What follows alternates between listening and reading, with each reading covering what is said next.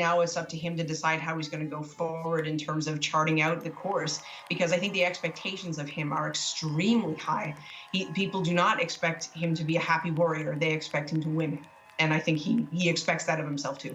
So let's talk about those expectations. What do you think this really means for the NDP Alberta now? They've elected him with such high hopes, like you were pointing out. What are they hoping to achieve with the new leader?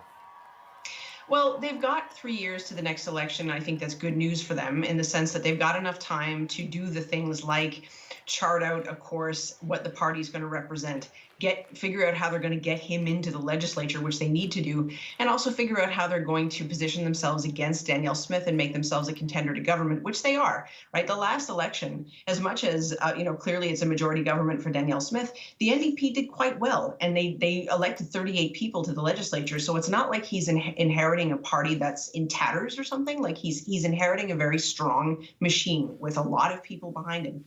And I think, the expectations of him are high, but that's not a bad thing. I think the fact that people are expecting that a win is possible, and they're seeing that in terms of the course of the NDP in Alberta is really important, because it's a party that sometimes can get itself in a position of, okay, we're the opposition, we're a strong opposition, but we're not really thinking of forming a government. But I think that his win and again, the decisiveness of that win really sets a new expectation for the party.